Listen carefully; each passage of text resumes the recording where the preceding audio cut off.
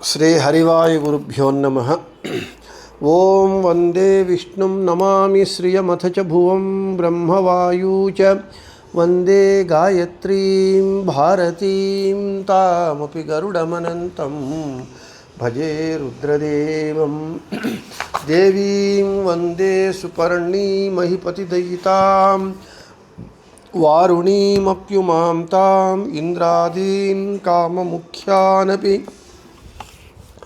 ಸಕಲಸುರಾನ್ ತದ್ಗುರೂನ್ಮದ್ಗುರೂಂಶ್ಚ ಅಭ್ರಮಂ ಭಂಗರಹಿತಂ ಅಜಡಂ ವಿಮಲಂ ಸದಾ ಆನಂದತೀರ್ಥಮತುಲಂ ಭಜೆ ತಾಪತ್ರಯಾಪಹಂ. ಸಾಧಿತಾ ಕಿಲ ಸತ್ತತ್ವಂ ಬಾಧಿತಾ ಕಿಲ ದುರ್ಮತಂ ಬೋಧಿತಾ ಕಿಲ ಸನ್ಮಾರ್ಗಂ ಮಾಧವಾಕ್ಯೇತಿಂ ಭಜೆ. ಸಂಸ್ಥಾನರಕ್ಷಣೆ ಶೂರಾನ್ ಪ್ರಸನ್ನಾನ್ ರಾಘವಾರ್ಚನೆ ಪ್ರಣಮಾಮಿ ಗುರೂನ್ ನಿತ್ಯಂ ಪ್ರಸನ್ನಶೂರಮಾಧವಾನ್. ಪ್ರಸನ್ನಶೂರಮಾಧವಕರಾಬ್ಜೋತ್ಥಾನ್ ಯತೀಶ್ವರಾನ್ ವೀರರಾಮರತಾನ್ ವಂದೇ ವಿದ್ಯಾಸಾಗರಮಾಧವಾನ್. ಪೃಥ್ವೀಮಂಡಲಮಧ್ಯಸ್ಥಾಃ ಪೂರ್ಣಬೋಧಮತಾನುಗಾಃ ವೈಷ್ಣವಾಃ ವಿಷ್ಣುಹೃದಯಾಃ ತಾನ್ ನಮಸ್ಯೆ ಗುರೂನ್ ಮಮ. ಆಪಾದಮೌಳಿಪರ್ಯಂತಂ ಗುರೂಣಾಮಾಕೃತಿಂ ಸ್ಮರೇತ್ ತೇನ ವಿಘ್ನಾಃ ಪ್ರಣಶ್ಯಂತಿ ಸಿದ್ಧ್ಯಂತಿ ಚ ಮನೋರಥಾಃ. ಶ್ರೀ ವಿದ್ಯಾವಲ್ಲಭಮಾಧವತೀರ್ಥಗುರುಭ್ಯೋ ನಮಃ. ಹರಿ ಓಂ. ಓಂ ವಿಶ್ವಂ ವಿಷ್ಣುರ್ವಷಟ್ಕಾರೋ ಭೂತಭವ್ಯಭವತ್ಪ್ರಭುಃ ಭೂತಕೃದ್ಭೂತಭೃದ್ಭಾವೋ ಭೂತಾತ್ಮ ಭೂತಭಾವನಃ. ಇವತ್ತಿನ ದಿನ ನಾವು ಯುಗಾದಿ ಕೃತ್ ಎಂಬುವಂತಹ ನಾಮವನ್ನು ನಿನ್ನೆ ಸಾಕಷ್ಟು ಹೇಳಿಕೊಂಡಿದ್ದೇವೆ. ಕೊನೆಗೆ 2 ವಿಷಯಗಳನ್ನು ಹೇಳಿಕೊಂಡು ಇವತ್ತು ಯುಗಾದಿ ಕೃತನ್ನು ಮುಗಿಸ್ಬೇಕಾಗಿರುತ್ತೆ. ನಿನ್ನೆ ನಾವು ಹೇಳಿಕೊಂಡಿದ್ವಿ ಬ್ರಹ್ಮ ಸರಸ್ವತಿಯರ ವಿವಾಹದ ಬಗ್ಗೆ. ಮೊದಲನೆಯಾಗಿ ಸರಸ್ವತಿ ಚತುರ್ಮುಖರ ಜೋಡಿಯನ್ನು ನಿರ್ಮಿಸಿರುವವನು ಆದ ಕಾರಣ ಅವನಿಗೆ ಅಗ್ರಜಂ ಯಹ ಸಸಜ್ಜಾರ್ಜಮಗ್ರ್ಯಾಕೃತಿಂ ಅಂತ ಹೇಳಿ ಆ ವಿಷಯವನ್ನು ಹೇಳ್ಕೋಬೇಕಾಗಿತ್ತು. ಇನ್ನೊಂದು ಜೀವಾತ್ಮರಿಗೆ ಸುಖ ದುಃಖ ದ್ವಂದ್ವಾತ್ಮಕ ಸಂಸಾರವನ್ನು ಪ್ರಾರಂಭಿಸುವವನು. ಇದು ಹೇಳಿಬಿಟ್ಟು ಆಮೇಲೆ ಚತುರ್ಮುಖ ಬ್ರಹ್ಮ ಸರಸ್ವತಿಯರ ವಿವಾಹ ಅದು ಜಿಜ್ಞಾಸೆಯಲ್ಲಿ ಅದೇ ವಿಷಯವನ್ನು ತೊಗೊಂಡಿದ್ದಾರ ಕಾರಣ 2 ಸೇರಿಸಿ ಹೇಳ್ತೀನಿ. ಇವಾಗ ಜೀವಾತ್ಮರಿಗೆ ಏನು ಹೇಳ್ತಾರೆ ಅಂಥೇಳಿದರೆ, ಜೀವಾತ್ಮಾನಾಂ ಯುಗಸ್ಯ ಸುಖ ದುಃಖ ಯುಗಲಾತ್ಮಕಸ್ಯ ಸಂಸಾರಸ್ಯ ಆದಿಂ ಪ್ರಾರಂಭಂ ಕರೋತೀತಿ ಯುಗಾದಿಕೃತ್. ಯುಗ್ಮಂತು ಯುಗಲಂ ಯುಗಂ. ಜೀವರಿದ್ದಾರೆ. ಜೀವರನ್ನು ಭಗವಂತ ಸೃಷ್ಟಿ ಮಾಡೋದು ಅಂತಂದರೆ ಏನು? ಭಗವಂತ ಪ್ರತ್ಯೇಕವಾಗಿ ಅವನು ಸೃಷ್ಟಿ ಮಾಡೋದು ಅಂತ ಏನೂ ಇರೋದಿಲ್ಲ. ಜೀವರು ಭಗವಂತನಂತೆ ಅನಾದಿ ನಿತ್ಯರಾಗಿರ್ತಾರೆ. ಅಂದರೆ ಅಸೃಜ್ಯ ಸ್ಥಿತಿಯಲ್ಲಿರ್ತಾರೆ. ಅಸೃಜ್ಯ ಸ್ಥಿತಿಯಲ್ಲಿರುವ ಜೀವರನ್ನು ಸೃಜ್ಯ ಸ್ಥಿತಿಗೆ ತರೋದು ಅಂತ ಹೇಳಿದರೆ ಅವರನ್ನು ಸಂಸಾರದಲ್ಲಿ ಹಾಕುವುದೇ ಜೀವರ ಸೃಷ್ಟಿ ಅಂತ ನಾವು ತಿಳ್ಕೋಬೇಕು. ಇಲ್ಲಿ ಹೇಗೆ ಅಂತ ಹೇಳಿದರೆ, ಸಿಮ್ ಕಾರ್ಡ್ಸು ಜಿಯೋನೋ ಏರ್ಟೆಲ್ಲೋ ಇನ್ನೊಂದು ಯಾವುದೋ ಸಿಮ್ ಕಾರ್ಡ್ಸೆಲ್ಲ ಮ್ಯಾನುಫ್ಯಾಕ್ಚರ್ ಮಾಡಿ ಇಟ್ಕೊಂಡಿರ್ತಾರೆ, ನಂಬರ್ಸು ಕೊಟ್ಟಿರ್ತಾರೆ. ಆದರೆ ಯಾರು ದುಡ್ಡು ಕೊಟ್ಟರೆ ಅವ್ರು ಯಾವ ನಂಬರ್ ಬೇಕೋ ಅದನ್ನು ಅವರು ಆ್ಯಕ್ಟಿವೇಟ್ ಮಾಡ್ತಾರೆ, ಅಂದರೆ ಚಾಲನೆಯಲ್ಲಿ ಬರುತ್ತೆ. ಸಿಮ್ಮು ತಯಾರಾಗಿ ನಂಬರೂ ಬಂದು ಚಾಲನೆಯಲ್ಲಿ ಬರದೆ ಆ್ಯಕ್ಟಿವೇಟ್ ಆಗದೇ ಇರುವ ಸಿಮ್ಮುಗಳು ಯಾವುದು? ಡಿಆಕ್ಟಿವೇಷನ್ ಅಂದರೆ ನಾಟ್ ಇನ್ಯಾಕ್ಟಿವೇಷನ್ ಅಂದರೆ ಆ್ಯಕ್ಟಿವೇಷನ್ ಮಾಡದೇ ಇರೋ ಸ್ಥಿತಿಯಲ್ಲಿ, ಅಂದರೆ ಇನ್ ಅದರ್ ವರ್ಡ್ಸ್ ಅಸೃಜ್ಯ ಸ್ಥಿತಿಯಲ್ಲಿರುತ್ತೆ. ಸಿಮ್ಮು ಚಾಲನೆಯಲ್ಲಿ ಬಂದರೆ ಅದು ಆವಾಗ ಸಿಮ್ಮು ಇದಾಯಿತು ಅಂತೇಳಿ.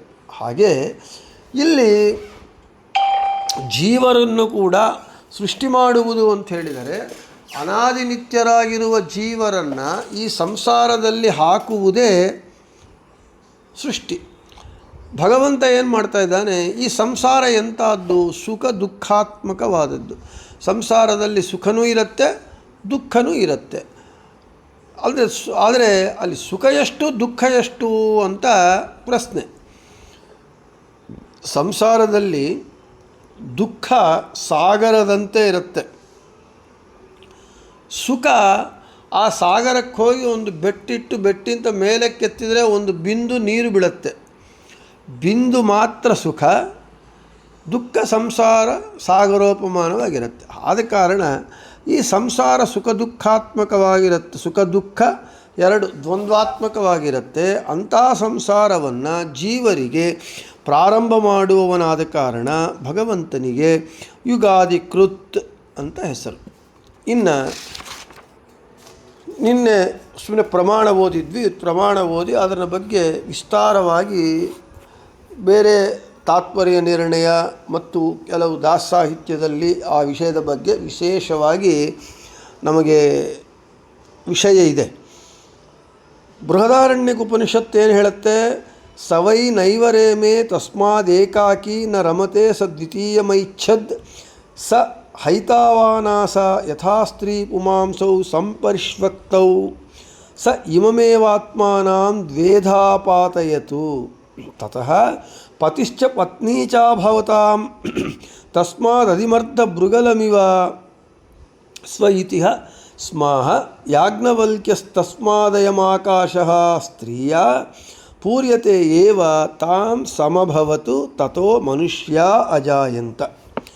ಈ ಬೃಹದಾರಣ್ಯಕೋಪನಿಷತ್ತಿಗೆ ಆಚಾರ್ಯ ಬೃಹದಾರಣ್ಯಕೋಪನಿಷತ್ ಭಾಷ್ಯವನ್ನು ಬರೆದು ಆ ಬೃಹದಾರಣ್ಯಕೋಪನಿಷತ್ ಭಾಷ್ಯದಲ್ಲಿ ಬ್ರಹ್ಮತರ್ಕ ಗ್ರಂಥದ ವಾಕ್ಯವನ್ನು ಉಲ್ಲೇಖ ಮಾಡ್ತಾರೆ.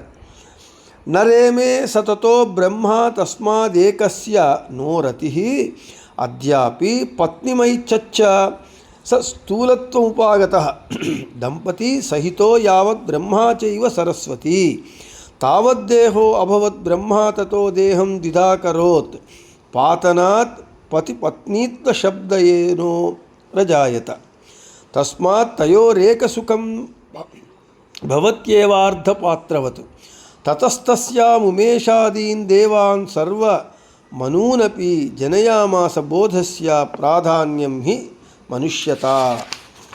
ಏನು ಹೇಳ್ತಾ ಇದ್ದಾರೆ ಬೃಹದಾರಣ್ಯಕೋಪನಿಷತ್ತು? ಬೃಹದಾರಣ್ಯಕೋಪನಿಷತ್ ಭಾಷ್ಯದಲ್ಲಿ ಸೃಷ್ಟಿಯ ಪ್ರಾರಂಭದಲ್ಲಿ ಚತುರ್ಮುಖ ಒಬ್ಬನೇ ಇದ್ದ, ಅವನು ಒಬ್ಬನೇ ಕ್ರೀಡಿಸುವುದಕ್ಕಾಗೋದಿಲ್ಲ ಅಂತ ಹೇಳಿ ಆ ಚತುರ್ಮುಖ ಬ್ರಹ್ಮ ದಪ್ಪವಾಗಿ ಆದ. ದಪ್ಪವಾಗಾದ ಅವನ ಶರೀರದಿಂದಲೇ ಒಂದು ಹೆಣ್ಣು ಗಂಡು ಹುಟ್ಟಿದರು, ಪತಿ ಪತ್ನಿಗಳು ಹುಟ್ಟಿದರು. ಆ ಚತುರ್ಮುಖ ಹಾಗೂ ಸರಸ್ವತಿಯರೇ ಆ ಪತಿ ಪತ್ನಿಗಳು. ಅವರು ಮಹತ್ತತ್ವಾಭಿಮಾನಿ ದೇವತೆ, ಅವರಿಂದ ರುದ್ರಾದಿಗಳು ಅಹಂಕಾರಾಭಿಮಾನಿ ದೇವತೆಗಳು ಗರುಡಶೇಷ ರುದ್ರರು. ಆ ಬ್ರಹ್ಮ ಸರಸ್ವತಿಯರಿಂದ ರುದ್ರಾದಿಗಳು ಹುಟ್ಟಿದರು. ಹೀಗೆ ಸೃಷ್ಟಿಯ ಆದಿಯಲ್ಲಿ ಸರಸ್ವತಿ ಚತುರ್ಮುಖ ಬ್ರಹ್ಮರ ಜೋಡಿಯನ್ನು ಭಗವಂತ ಜೋಡಿ ಸೃಷ್ಟಿಯಾಯಿತು. ಆ ಸೃಷ್ಟಿಗೆ ಮುಖ್ಯ ಕಾರಣ, ಆ ಸೃಷ್ಟಿಗೆ ಯಾರ ಅನುಗ್ರಹ ಕಾರಣ ಅಂದರೆ ಭಗವಂತನ ಅನುಗ್ರಹವೇ ಕಾರಣ. ಆದ ಕಾರಣ ಯುಗಾದಿಕೃತು ಅಂತ ಹೆಸರು ಭಗವಂತನಿಗೆ ಬಂತು ಅಂತ ಹೇಳ್ತಾ, ಇನ್ನು ಇಲ್ಲಿ ಜಿಜ್ಞಾಸೆಯಲ್ಲಿ ನಮಗೆ ಒಂದು ಶಾಸ್ತ್ರದ ವಿಷಯ, ತತ್ವ ರಹಸ್ಯಕ್ಕೆ ಸಂಬಂಧಿಸಿದ ವಿಷಯವನ್ನು ಹೇಳ್ತಾರೆ. ಇದು ಎರಡು ಇಂಟರ್ಲಿಂಕ್ಡ್ ಆದ ಕಾರಣ ಎರಡರನ್ನು ಸೇರಿಸಿ ಹೇಳ್ತೇನೆ. ನಮ್ಮೆಲ್ಲರಿಗೂ ಗೊತ್ತಿರುವಂಥದ್ದು, ಚತುರ್ಮುಖ ಬ್ರಹ್ಮ ಯಾರು? ಭಗವಂತನಿಗೆ ಮಗ. ಸರಸ್ವತೀ ದೇವಿ ಭಗವಂತನ ಮಗಳು. ಆದರೆ ಭಗವಂತ ಏನು ಮಾಡಿದ್ದಾನೆ, ತನ್ನ ಮಗಳಾದ ಸರಸ್ವತೀ ದೇವಿಯನ್ನು ತನ್ನ ಮಗನಾದ ಬ್ರಹ್ಮನಿಗೆ ಕೊಟ್ಟು ಮದುವೆ ಮಾಡಿದ್ದಾನೆ. ಆದರೆ ಶಾಸ್ತ್ರ ಏನು ಹೇಳ್ತಾ ಇದೆ, ಮಗನಿಗೆ ಕೊಟ್ಟು ವಿವಾಹ ಮಾಡಬಾರದು ಅಂತ ಶಾಸ್ತ್ರ ಹೇಳ್ತಾ ಇದೆ. ಶಾಸ್ತ್ರ ಏನು ಅಂದರೆ ಭಗವಂತನ ಆಜ್ಞಾರೂಪವಾಗಿರುತ್ತೆ.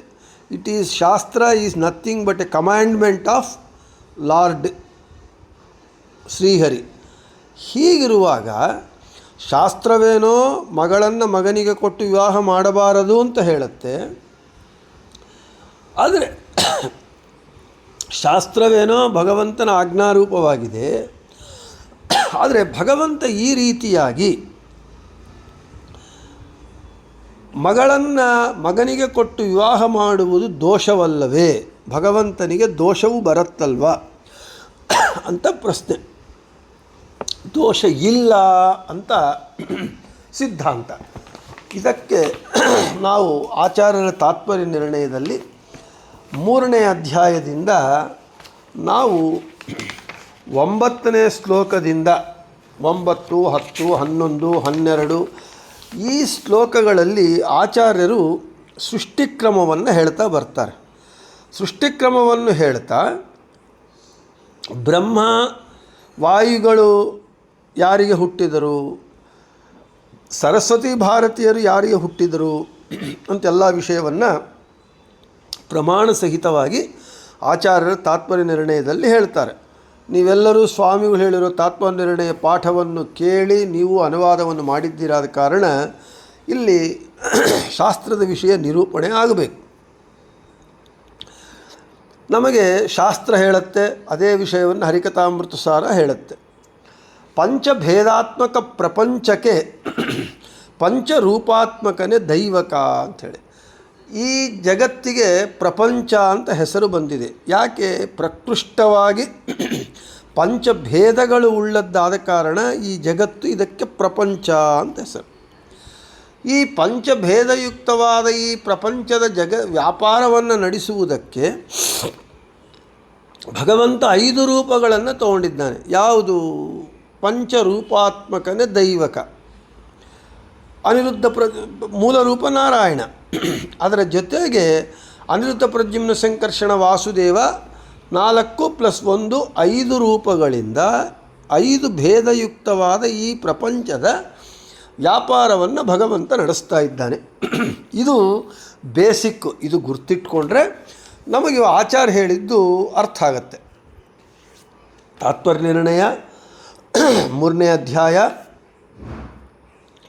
9ನೇ ಶ್ಲೋಕ. ಯೂಢಶ್ಚತುರ್ಧಾ ಭಗವಾನ್ ಸ ಏಕೋ ಮಾಯಾಂ ಶ್ರಿಯಂ ಸೃಷ್ಟಿ ವಿದಿತ್ಸಯಾರ ರೂಪೇಣ ಪೂರ್ವೇಣ ಸ ವಾಸುದೇವ ನಾಮ್ನಾ ವಿರಿಂಚಂ ಸುಷುವೇ ಚ ಸಾತಃ. ಭಗವಂತ ಅನಿರುದ್ಧ ಪ್ರದ್ಯುಮ್ನ ಸಂಕರ್ಷಣ ವಾಸುದೇವ ನಾರಾಯಣ 5 ರೂಪಗಳಿದ್ದಾಗ ಲಕ್ಷ್ಮೀದೇವಿ 5 ರೂಪಗಳನ್ನು ತಾಳ್ತಾಳೆ. ಇಲ್ಲಿ ಭಗವಂತ ವಾಸುದೇವ ರೂಪವನ್ನು ತಾಳಿದಾಗ ಲಕ್ಷ್ಮೀ ಮಾಯಾನಾಮಕಳಾಗಿ 1 ರೂಪವನ್ನು ತಾಳ್ತಾಳೆ. ಅಂತಹ ಭಗವಂತನ ವಾಸುದೇವ ರೂಪಕ್ಕೆ ಭಗವಂತನಿಗೆ ಲಕ್ಷ್ಮೀ ಮಾಯಾನಾಮಕಳಾದ ಲಕ್ಷ್ಮಿಗೆ ಅಂದರೆ ವಾಸುದೇವ ಮಾಯಾ ಭಗವಂತನ ಲಕ್ಷ್ಮೀನಾರಾಯಣರಿಗೆ ಆವಾಗ ಯಾರು ಹುಟ್ಟಿದರು? ವಿರಿಂಚಿ ಹುಟ್ಟಿದ ಬ್ರಹ್ಮನು ಹುಟ್ಟಿದ್ದಾನೆ. ಅವನೇ ಪುರುಷ ಎಂದು ಕೂಡ ಕರೆಯಲ್ಪಡ್ತಾನೆ. ಅಂದರೆ ವಾಸುದೇವ ಮಾಯಾ ಲಕ್ಷ್ಮೀನಾರಾಯಣರ ಈ ರೂಪಕ್ಕೆ ಬ್ರಹ್ಮದೇವರು ಹುಟ್ಟಿದರು. ಆಮೇಲೆ ಸಂಕರ್ಷಣಚ್ಚಾಪಿ ಜಯಾತನೋಜೋ ಬಭೂವ ಸಾಕ್ಷಾತ್ ಬಲಸಂವಿದಾತ್ಮ ವಾಯುರ್ಯ ಏವಾಥ ವಿರಿಂಚನಾಮ ಭವಿಷ್ಯ ಆದ್ಯೋ ನ ಪರಸ್ತತೋ ಹಿ. ಅದೇ ಭಗವಂತ ಸಂಕರ್ಷಣ ರೂಪವನ್ನು ತಾಳಿದಾಗ ಲಕ್ಷ್ಮೀದೇವಿ ಜಯಾನಾಮಕಳಾಗ್ತಾಳೆ. ಈ ಜಯಾ ಸಂಕರ್ಷಣರಿಗೆ ವಾಯುದೇವರು ಹುಟ್ಟಿದರು. ಅಂದರೆ ಸೂತ್ರನಾಮಕ, ಸೂತ್ರ ಅಂತ ಹೆಸರು. ಬ್ರಹ್ಮದೇವರಿಗೆ ಪುರುಷ ಅಂತ ಹೆಸರು. ಪುರುಷ ಹೆಸರಿನಲ್ಲಿ ಬ್ರಹ್ಮದೇವರು ವಾಸುದೇವ ಮಾಯಾ ಅವರಿಗೆ ಜನಿಸಿದರೆ ಸಂಕರ್ಷಣ ಜಯ ಇವರಿಗೆ ವಾಯುದೇವರು ಸೂತ್ರನಾಮಕರಾಗಿ ಹುಟ್ಟಿದರು. ಆಮೇಲೆ ಸೂತ್ರಂ ಸ ವಾಯು ಪುರುಷೋ ವಿರಿಂಚಃ ಪ್ರದ್ಯುಮ್ನತಶ್ಚಾತ ಕೃತೌ ಸ್ತ್ರಿಯೌ ದ್ವೇ ಪ್ರಜಗ್ನತುರಿಯಮಳೆ ತತ್ರ ಪೂರ್ವ ಪ್ರಧಾನ ಸಂಜ್ಞಾ ಪ್ರಕೃತಿರ್ಜನಿರ್ತ್ರೀ. ಇಲ್ಲಿ ಭಗವಂತ ಪ್ರದ್ಯುಮ್ನಾಗಿ ಇದ್ದಾಗ ಲಕ್ಷ್ಮೀದೇವಿ ಕೃತಿ ನಾಮಕಳಾಗ್ತಾಳೆ. ಈ ಪ್ರದ್ಯುಮ್ನ ಕೃತಿ ಭಗವಂತ ಲಕ್ಷ್ಮೀನಾರಾಯಣರಿಗೆ ಇಬ್ಬರು ಅವಳಿ ಜವಳಿ ಹೆಣ್ಣು ಮಕ್ಕಳು ಹುಟ್ಟಿದರು, ಟ್ವಿನ್ಸ್ ಹುಟ್ಟಿದರು. ಅದರೊಳಗೆ ದೊಡ್ಡ ಮಗಳು ಪ್ರಧಾನ ಅಂತ ಹೆಸರು, ಆಕಿನೇ ಸರಸ್ವತಿ. ಎರಡನೇ ಮಗಳು ಶ್ರದ್ಧಾ, ಆಕಿನೇ ಭಾರತೀ ದೇವಿ. ಈ ಭಾರತಿ ಪ್ರಧಾನಳು ಸರಸ್ವತಿ ನಾಮಕಳು, ಶ್ರದ್ಧಾ ಭಾರತೀ ನಾಮಕಳು. ಇವರಿಬ್ಬರನ್ನು ಭಗವಂತ ಏನು ಮಾಡಿದ, ಸರಸ್ವತೀ ದೇವಿಯನ್ನು ಬ್ರಹ್ಮದೇವರಿಗೆ ಕೊಟ್ಟು ಮತ್ತು ಭಾರತೀ ದೇವಿಯನ್ನು ವಾಯುದೇವರಿಗೆ ಕೊಟ್ಟು ವಿವಾಹವನ್ನು ಮಾಡಿದ ಭಗವಂತ ಅಂತೇಳಿ ನಮಗೆ ತಾತ್ಪರ್ಯ ನಿರ್ಣಯದಲ್ಲಿ ಆಚಾರ್ಯರು ವಿಸ್ತಾರವಾಗಿ ಪ್ರಮಾಣಗಳ ಜೊತೆಗೆಲ್ಲ ಹೇಳ್ತಾರೆ.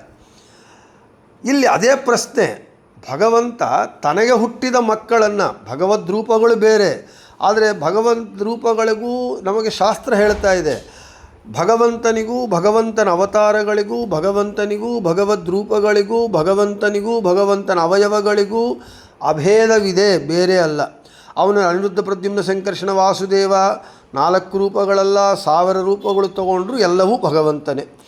ಹೀಗಿರುವಾಗ ಬ್ರಹ್ಮವಾಯುಗಳು ಭಗವಂತನಿಗೆ ಹುಟ್ಟಿದ್ದಾರೆ, ಲಕ್ಷ್ಮೀನಾರಾಯಣರು ಹುಟ್ಟಿದ್ದಾರೆ. ಹಾಗೆ ಸರಸ್ವತಿ ಭಾರತೀಯರು ಲಕ್ಷ್ಮೀನಾರಾಯಣರು ಹುಟ್ಟಿದ್ದಾರೆ. ಆದರೆ ಇಬ್ಬರು ಅಣ್ಣ ತಂಗಿ ಆಗ್ತಾರೆ, ಬ್ರಹ್ಮ ಸರಸ್ವತಿಯರು. ವಾಯು ಭಾರತೀಯರು ಅಣ್ಣ ತಂಗಿ ಆಗ್ತಾರೆ. ಮಗನಿಗೆ ಭಗವಂತನಿಗೆ ಇಬ್ಬರು ಮಗಳು ಮಗ, ಮಗನಿಗೆ ಮಗಳನ್ನು ಕೊಟ್ಟು ಈ ರೀತಿ ಮದುವೆ ಮಾಡೋದು ಶಾಸ್ತ್ರ ನಿಷೇಧ. ಶಾಸ್ತ್ರ ನೋಡಿದರೆ ಭಗವಂತನ ಕಮ್ಯಾಂಡ್ಮೆಂಟ್ ಆಗಿದೆ, ಆಜ್ಞಾರೂಪವಾಗಿದೆ. ಇದು ದೋಷವಾಯಿತಲ್ವ. ಭಗವಂತ ಸ್ವವಚೋಗಾಥ, ಸ್ವಕ್ರಿಯಾಘಾತ, ಸ್ವಕ್ರಿಯಾ ವಿರೋಧ. ಭಗವಂತನೇ ಇದು ತಪ್ಪು ಅಂಥೇಳಿ ಭಗವಂತನೇ ನಾವು ವಿರೋಧ ಮಾಡಿದರೆ ಹೇಗೆ ಅಂಥೇಳಿ, ಇದಕ್ಕೆ ನಮಗೆ ಅದೇ ಭಗವಂತ ಭಗವದ್ಗೀತೆಯಲ್ಲಿ ಹೇಳ್ತಾನೆ, ಯದ್ಯಾಚರತಿ ಶ್ರೇಷ್ಠ ತತ್ತದೇವೇ ಇತರೋ ಜನಃ ಅಂಥೇಳಿ. ಯಾವನು ಸಮಾಜದಲ್ಲಿ ಉನ್ನತ ಸ್ಥಾನದಲ್ಲಿರ್ತಾನೋ ಅವನು ಏನು ಮಾಡಿದರೆ ಎಲ್ಲರೂ ಅದನ್ನೇ ಆಚರಣೆ ಮಾಡ್ತಾರೆ. ನಾನು ಸಮಾಜದಲ್ಲಿ ನಾನೇ ದೊಡ್ಡವನು, ನಾನೇ ಸರ್ವೋತ್ತಮ, ಆದ ಕಾರಣ ಭಗವಂತ ಏನು ಮಾಡ್ತಾನೆ, ನಾನೇ ಸರ್ವೋತ್ತಮ ಅಂಥೇಳಿ ಅವನೆಲ್ಲ ಲೋಕ ಶಿಕ್ಷಣಾರ್ಥಕ್ಕಾಗಿ ಅನೇಕ ಕೆಲಸಗಳನ್ನೆಲ್ಲ ಮಾಡಿದ್ದಾನೆ. ಇದು ಹೇಗೆ ನೀವು ಸಮನ್ವಯ ಮಾಡ್ತೀರಿ? ಇದು ಶಾಸ್ತ್ರ ಸಮ್ಮತ, ಭಗವಂತ ತಪ್ಪು ಮಾಡಿಲ್ಲ, ಅವನಲ್ಲಿ ಯಾವ ದೋಷವಿಲ್ಲ ಅಂತ ಹೇಗೆ ನೀವು ಮಾಡ್ತೀರಿ ಅಂತ ಹೇಳಿದರೆ, ಇಲ್ಲಿ ಅನೇಕ ಕಾರಣಗಳು ಶಾಸ್ತ್ರೀಯ ದೃಕ್ಪಥದಿಂದ ಶಾಸ್ತ್ರದ ಹಿನ್ನೆಲೆಯಲ್ಲಿ ಕೊಡಬೇಕು. ಇಲ್ಲಿ ನಮಗೆ ಈ ಹೇತುವಾದಿಗಳು ಕೂಡ, ನಾನು ಈ ಫೇಸ್ಬುಕ್ಕು ಇದರೊಳಗೆಲ್ಲ ನೋಡ್ತಾ ಇರೋ ವೇಳೆಗೆ ಈ ಹೇತುವಾದಿಗಳು, ನಾಸ್ತಿಕರು ಇವರೆಲ್ಲ ಇದೇ ಪ್ರಶ್ನೆಯನ್ನೇ ಒಂದು ಫೇಸ್ಬುಕ್ಗಳು ನೋಡಿದ್ದೆ.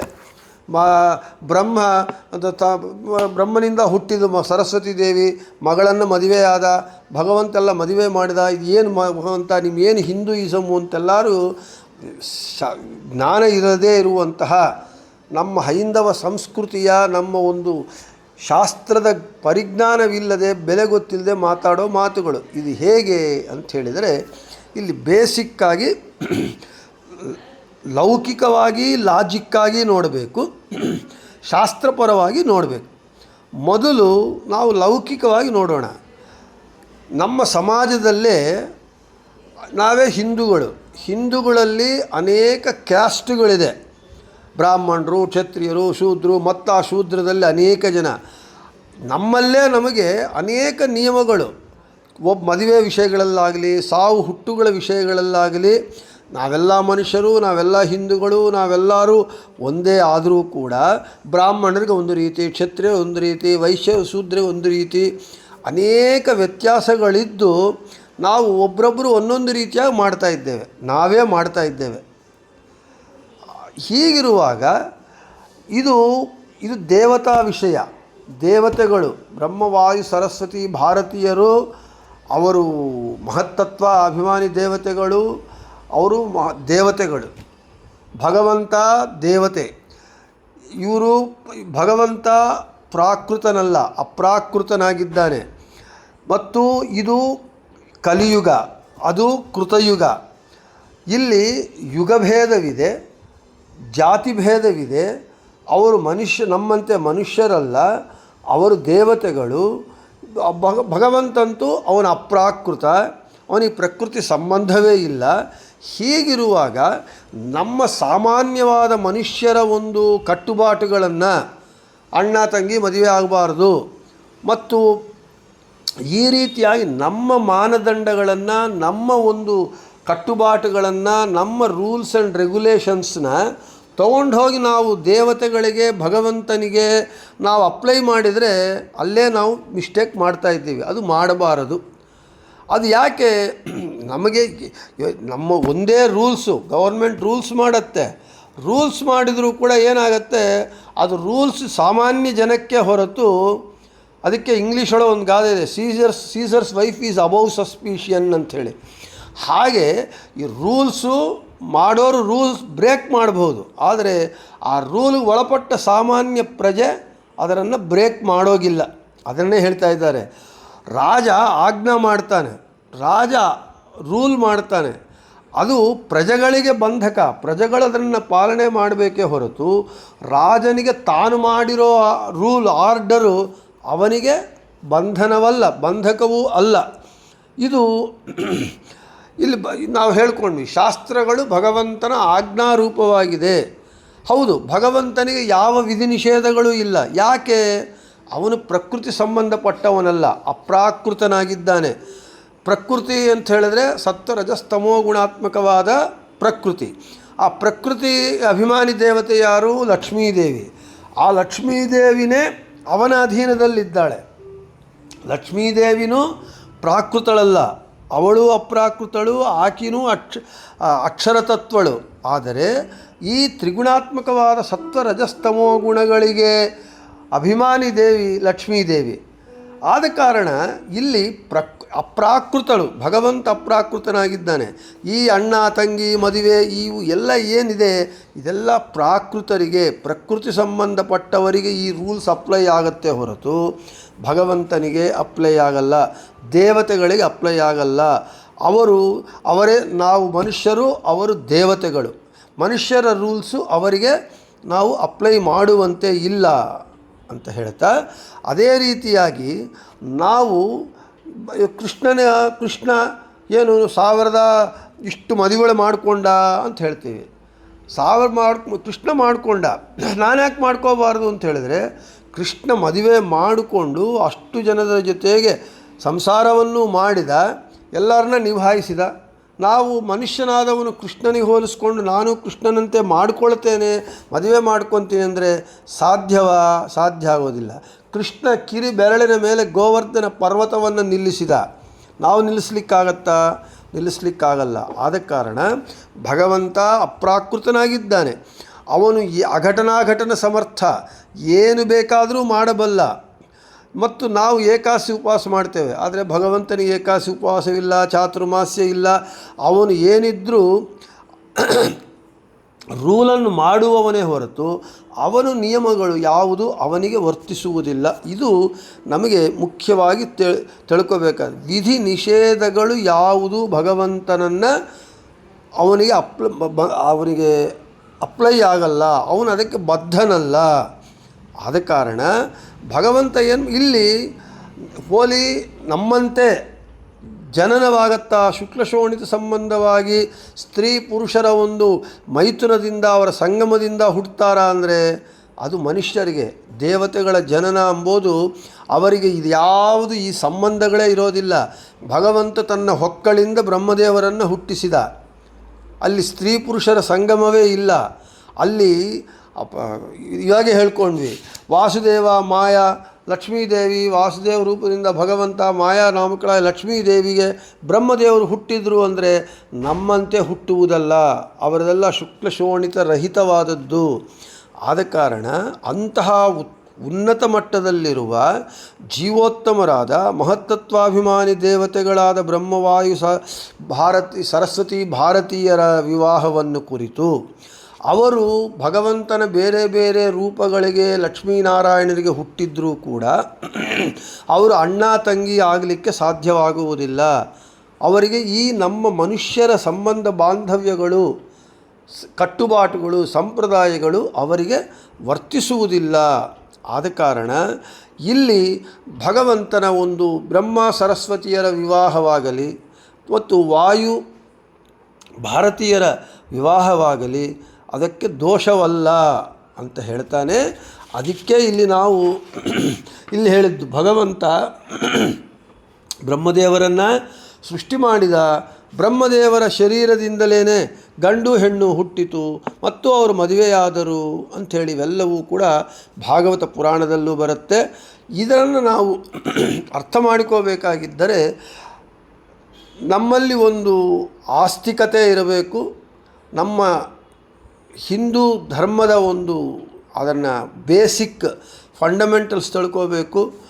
ಮತ್ತು ಭಾರತ, ಭಾಗವತ, ರಾಮಾಯಣ, ನಮ್ಮ ಶಾಸ್ತ್ರ, ಮುಖ್ಯವಾಗಿ ನಮ್ಮ ಮಧ್ವಾಚಾರ್ಯರು ಬರೆದಿರೋ ಶಾಸ್ತ್ರವನ್ನು, ಮಹಾಭಾರತ ತಾತ್ಪರ್ಯ ನಿರ್ಣಯವನ್ನು, ಇವುಗಳನ್ನೆಲ್ಲ ಗುರುಮುಖೇನ ಓದಿ ನಾವು ತಿಳ್ಕೊಂಡಾಗ ಇದು ಸರಿಯಾಗಿದೆ, ಇದು ಮಾಡಿರುವುದು ತಪ್ಪಲ್ಲ, ಇದು ನಮ್ಮ ಮಾನದಂಡಗಳಿಂದ, ನಮ್ಮ ಒಂದು ಧರ್ಮಗಳಿಂದ, ಇದು ಕೃತಯುಗ, ಅದು ಕೃತಯುಗ, ಇದು ಕಲಿಯುಗ, ಕಲಿಯುಗದ ಧರ್ಮಗಳೇ ಬೇರೆ, ಕೃತಯುಗದ ಧರ್ಮಗಳೇ ಬೇರೆ, ಎಲ್ಲ ರೀತಿಯಾಗಿ ಈ ಎಲ್ಲರ ಒಂದು ಇದರಿಂದ ನೋಡಿದಾಗ ಇಲ್ಲಿ ಚತುರ್ಮುಖ ಸರಸ್ವತಿಯರ ವಿವಾಹ ದೋಷವಲ್ಲ. ಭಗವಂತನು ದೋಷ ದೂರನಾಗಿದ್ದಾನೆ, ಅವನಲ್ಲಿ ಯಾವ ದೋಷವೂ ಇಲ್ಲ. ಅವನು ಏನು ಮಾಡಿದರೂ ಸರಿಯೇ, ಅವನಲ್ಲಿ ದೋಷವೇ ಇಲ್ಲದೆ ಇರುವವನು ಏನು ಮಾಡಿದರೂ ಸರಿಯಾಗೇ ಇರುತ್ತೆ. ಇದಕ್ಕೆ ಮತ್ತು ಇಲ್ಲಿ ಇದಕ್ಕೊಂದಿಷ್ಟು ಪೂರಕವಾಗಿ ಮತ್ತು ಇಲ್ಲಿ ಒಂದು ದೃಷ್ಟಾಂತ ನಾವು ಕೊಡಬೇಕಾಗಿದೆ. ಸರಿ, ಕುರುಕ್ಷೇತ್ರ ಯುದ್ಧ ನಡೀತು, ದುರ್ಯೋಧನ ಹೋದ, ಒಂದು ಸರೋವರದಲ್ಲಿ ಜಲಸ್ತಂಭನದಿಂದ ಹೋಗಿ ಒಳಗೆ ಬಚ್ಚಿಟ್ಕೊಂಡ್ಬಿಟ್ಟ. ಆವಾಗ ಅವನು ದುರ್ಯೋಧನನ್ನು ಮೇಲಕ್ಕೆ ಬರ್ತಾನೆ. ಭೀಮಸೇನ ದೇವರಿಗೂ ದುರ್ಯೋಧನನಿಗೂ ಯುದ್ಧ ನಡೆಯುತ್ತೆ, ಗದಾಯುದ್ಧ ನಡೆಯುತ್ತೆ. ಗದಾಯುದ್ಧ ನಡೆಯುವಾಗ ಕೃಷ್ಣ ಏನು ಮಾಡ್ತಾನೆ, ಭೀಮಸೇನ ದೇವರಿಗೆ ಸಂಜ್ಞೆ ಮಾಡ್ತಾನೆ, ತೊಡೆಯ ಮೇಲೆ ಹೊಡಿ ಅಂತೇಳಿ. ಅಷ್ಟೇ, ಕೃಷ್ಣ ಹೇಳಿದ ಕೂಡಲೇ ಭೀಮಸೇನ ದೇವರು ಬೇರೆ ಆಲೋಚನೆ ಇಲ್ಲ, ಮಾತಿಲ್ಲ, ಅನುಮಾನ ಇಲ್ಲ, ಸಂಶಯವಿಲ್ಲ. ಭೀಮಸೇನ ದೇವರು ತೊಡೆ ಮೇಲೆ ಹೊಡೆದ ಅವನ ತೊಡೆಗಳು ಮುರಿದು ಅವನ್ನ ಕೆಳಗೆ ಬೀಳಾಕ್ಬಿಡ್ತಾರೆ. ಆದರೆ ಗದಾಯುದ್ಧದ ಧರ್ಮ ಪ್ರಕಾರ ಸೊಂಟದ ಕೆಳಗಿನ ಭಾಗದಲ್ಲಿ ಗದಾಪ್ರಹಾರ ಮಾಡಬಾರ್ದು, ಅಧರ್ಮ. ಆದರೆ ಗದಾಯುದ್ಧರ ಪ್ರವೀಣರಾದಂತಹ ಭೀಮಸೇನ ದೇವರಿಗೆ ಗೊತ್ತಿಲ್ವಾ ಯಾಕೆ ಹೊಡೆದರು ಅಂದರೆ, ಕೃಷ್ಣ ಹೇಳಿದಷ್ಟೇ. ಆ ಧರ್ಮಕ್ಕೆ ಧರ್ಮತ್ವವನ್ನು ಕೊಡುವವನು ಧರ್ಮಶಬ್ದವಾಚ್ಯನಾದ ಭಗವಂತ ಕೃಷ್ಣ. ಕೃಷ್ಣನೇ ಹೇಳಿದ ಮೇಲೆ ಅದು ಧರ್ಮವಾ ಅಧರ್ಮವಾ ಎಂಬ ಆಲೋಚನೆ ಇಲ್ಲ, ಪ್ರಶ್ನೆಯೇ ಇಲ್ಲ. ಕೃಷ್ಣ ಹೇಳಿದ್ದೇ ಧರ್ಮ, ಹೊಡೆದುಬಿಟ್ರು. ಆದ ಕಾರಣ ಇದು. ಮತ್ತು ಆಮೇಲೆ ತಾತ್ಪರ್ಯ ನಿರ್ಣಯದಲ್ಲಿ ಹೇಳ್ತಾರೆ, ಅದು ಸೊಂಟದ ಕೆಳಗಿನ ಭಾಗ ಅಲ್ಲ, ಶಕ್ತಿ ಭಾಗ ಅಂತ ಹೇಳ್ತಾರೆ. ಅದೆಲ್ಲ ಇರಲಿ. ಯಾಕೆ ಹೇಳಲಿಕ್ಕೆ ಬಂದೆ ಅಂದರೆ, ಭಗವಂತ ದೋಷ ದೂರನಾಗಿದ್ದಾನೆ, ಅವನು ಅಪ್ರಾಕೃತನಾಗಿದ್ದಾನೆ.